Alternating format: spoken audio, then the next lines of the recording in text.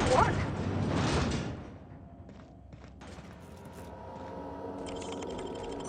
Terminating security.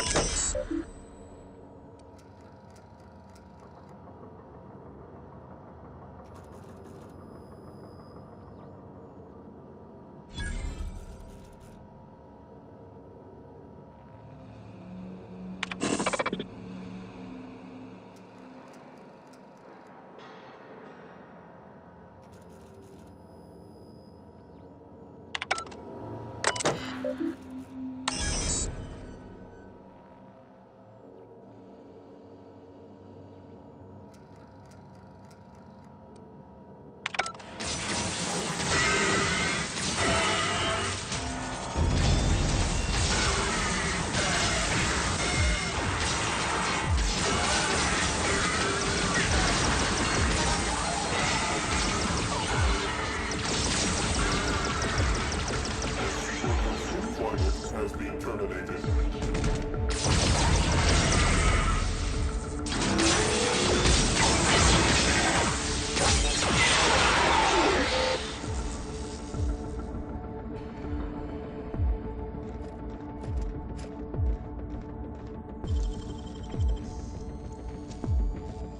Nicely done.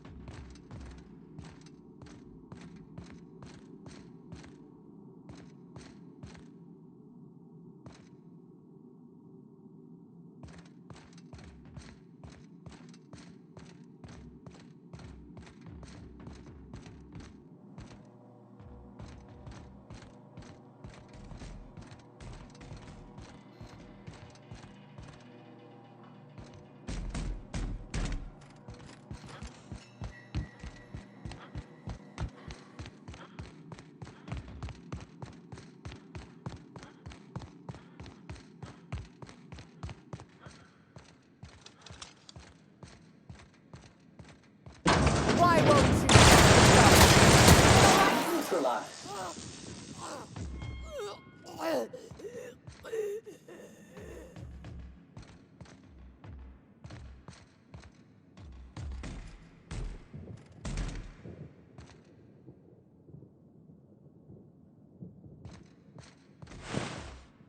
Get me out of here!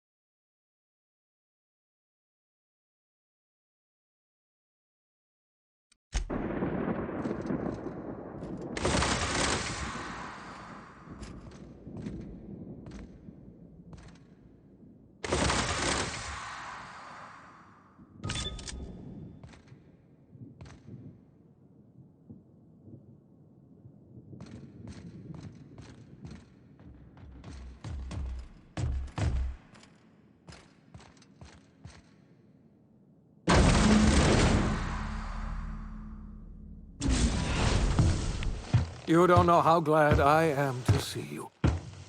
You did the right thing. Akande was a monster. Her death was much deserved, and long overdue.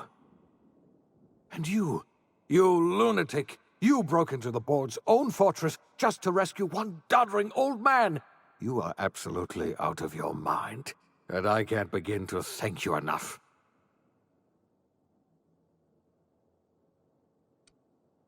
Ah, all in a day's work for you, huh? You've broken the board's stranglehold on this colony, and you saved my life. But there's still so much we have yet to accomplish. You and I are going to have to work harder than ever to save Halcyon.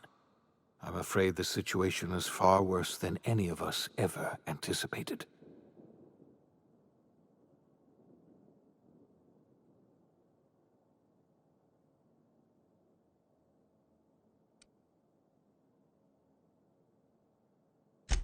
I would like nothing more than to celebrate this victory, but we have a serious problem on our hands. Earth has gone dark. We haven't received a single message in 3 years. There's been no communication, no signals, nothing. 2 years ago, the Earth's Directorate's frigate disappeared on their way back to Earth. We don't know what they discovered when they arrived, or if they arrived at all. You mean we're all alone out here? Really alone? I'm afraid so, Miss Holcomb. Halcyon is the only home we have left. Returning to Earth is no longer an option. We're in serious trouble, my friend. Do you know what this means for Halcyon? We can't rely on Earth for support anymore. We've been cut loose. We're entirely on our own.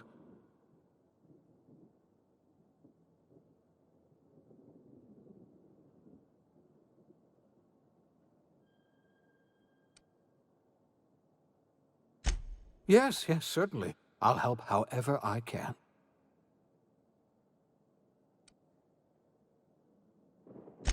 I heard it from Akande herself. She tried to pressure me into joining her side, you see. Tried to make me realize that all hope is lost, and that we are alone. She was half right. We are alone, and we're going to have to fend for ourselves, because there's no telling what's happened to Earth. I don't know what happened, but something must have gone horribly wrong. We have no connection back to Earth, and return is likely impossible. We're completely alone out here. You might have heard of the Earth Directorate's frigate. Half the colony's entire military was on that ship. They were returning to Earth when they vanished without a trace. That was 2 years ago. We haven't heard a word from them since. Whatever happened to Earth likely happened to them. Yes, Akande mentioned as much. Earth hasn't sent us a single message in 3 years. No one knows why. Akande had kept the truth to herself, perhaps with good reason. Can you imagine what would have happened if word got out? We'd have utter pandemonium.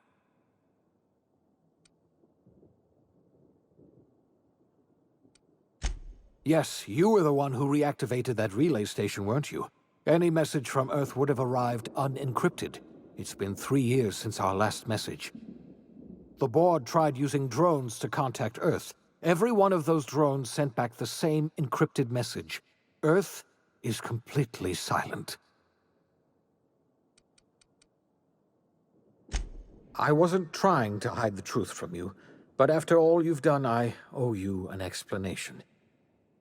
Yes, I experimented on the Hope's colonists. Each of my experiments ended in catastrophic failure. Each of my subjects died in agony. You are my first and only success. I didn't tell you about the others because I didn't want to burden you. My failures are my own to bear, not yours.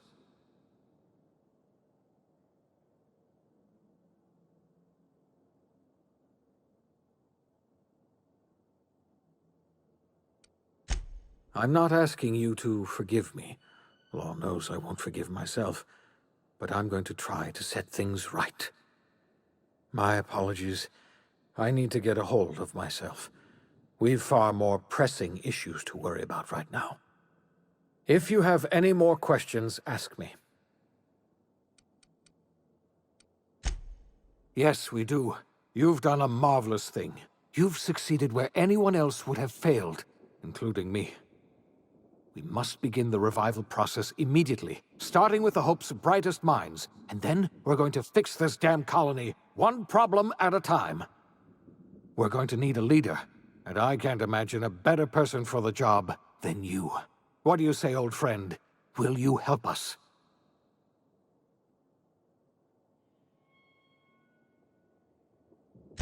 You won't hear a word of disagreement from me. You're the best thing to ever happen to Halcyon. If you want to take it upon yourself to lead this colony, you have my support. We're not a colony any longer, are we?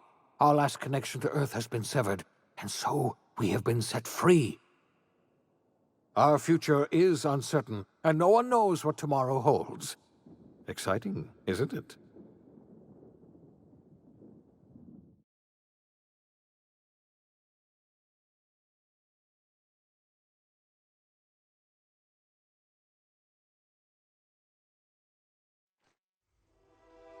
The OSI teaches that everything in the universe happens according to the grand plan. But the stranger that arrived in Halcyon was an unplanned variable. From the moment he landed in Emerald Vale, his actions altered the course of history. The events on Tartarus brought about the end of the board's authority. But the board's mistakes would haunt the colony for decades to come. The damage they left behind would require the work of a generation to repair. Dr. Phineas Wells began reviving a handful of the Hope's colonists. Engineers, scientists, technicians, and intellectuals. They were among the brightest minds the Earth had ever sent out into the stars. The Hope scientists and engineers woke up in a colony descending headlong into total collapse. With no way to return to Earth, they had no choice but to band together and devote themselves to the cause of saving Halcyon. The people of Halcyon were nothing if not hardy. In the absence of the board's authority, many of the colony's settlements banded together with a single purpose in mind: survival. Life was especially hard in the years to come. Some towns dissolved by attrition and starvation, but most of them found a way to carry on. In the years to come, Halcyon was forced to reckon with its newfound freedom. The board was gone, and for better or worse, the colony was responsible for its own destiny. Between MSI's worker-centric policies and the iconoclast's manpower, Sanjar and Zora were able to rally many of the Terra 2 townships to their cause. MSI's workforce swelled, and the iconoclasts enjoyed a significant surge in their ranks. The board was too distracted by infighting and internal politics to stop MSI from becoming a powerful corporation and a refuge for townships that might have fallen through the cracks. Bolstered by her status as savior of humanity, Lilia Hagen ushered Sublight Salvage to a new golden age. Her company grew bolder and more transparent over time, muddying the line between lawful and criminal for the entire colony. The Sublight family would thrive for years to come. The collapse of Edgewater left its workers bereft of any purpose in life. Most of them made their way to Adelaide McDevitt's camp, hoping to ingratiate themselves into her favor. Adelaide accepted only a few to her community. The rest were turned away and likely died of starvation. Nevertheless, Adelaide's camp grew into a well-established town. Adelaide McDevitt refused to cooperate with the ongoing effort to save Halcyon from collapse. A sympathetic deserter stole a copy of her research and delivered it to the Hope's scientists. It is unclear how useful Adelaide's research was. An optimistic estimate suggests her work may have bought Halcyon another few years of survival. Adelaide would never know. She died that winter. Under the leadership of Junlei Tennyson, the Groundbreaker held firm against corporate influence. The ship's mechanical stability gave Junlei the time to educate a promising generation of engineers, schooled in her family's traditions. The future of the Groundbreaker looks promising. The rediscovery of the Hope and the abandonment of the lifetime employment program forced Byzantium to come to terms with some uncomfortable realities about the state of Halcyon. While Byzantines were reluctant to surrender the luxuries they'd grown accustomed to, the board's diminished authority gave them little choice in the matter. Nearly everyone had to learn to make do with less. Some even had to get jobs. It was a dark time indeed. After you killed her parents, Ellie left the Unreliable. She returned to her old life in the Groundbreaker's orbit, but her days of mischief and nights of carousal had lost their appeal. She found herself taking bigger and more foolish risks, but something irrevocable had changed. Life in Halcyon was sobering for Felix Millstone. The grand revolution he dreamed of never came. There was no great awakening for the colony, no celebrations in the streets. There was only the hard, desperate work of trying to repair a broken colony. Felix never had a head for numbers, but if there was labor to be done, he was there to help. Eventually, Felix realized that the work of a revolution was done with two hands. Once the matter with the Hope colonists was resolved, Junlei bashfully asked Parvati if she'd like to join her permanently on the Groundbreaker, and Parvati enthusiastically, if somewhat awkwardly, agreed. The stories of her adventures spread across the colony, and Parvati soon found herself the center of attention. Having served as the engineer of a renowned spacecraft, tramp freighters and wildcat miners sought her out by name, and in no time, she was a fixture in the Groundbreaker's mechanical ecosystem. She and Junlei were never far apart. Nyoka returned to Monarch to take another crack at making a permanent life for herself. She formed the Charon Group, a mercenary outfit of ragtag survivalists and wilderness experts. Anyone in need of a guide or just looking to throw back a beer and swap stories could find her camping on the trail or clearing an infestation. The SAM unit that accompanied you spread awareness of the product line's superior sanitation and maintenance capabilities across what was left of the colony. This led to a boost in SAM unit sales. Did you know that SAM units are the longest-lasting, toughest-acting cleaning solution in Halcyon? Minister Clark was released from house arrest, and his contact with you gave him a sense of renewed purpose and vigor. Once it became clear that no help would be coming from Earth, he threw his considerable efforts and talents into helping Halcyon manage the crisis before it. As for Dr. Phineas Wells, he spent his remaining years in his orbital lab. He eventually came to terms with his own past and was able to forgive the mistakes of his younger self by devoting his remaining years to serving the colony. In the end, Dr. Wells was able to save every scientist and engineer aboard the Hope. Over the next decade, nearly all of the Hope's remaining colonists were successfully revived. Halcyon saw a period of rapid technological and scientific advancement. Breakthroughs in dietary supplements saved the colony from starvation. Geoengineering projects and social reforms began to change the structure and character of the colony.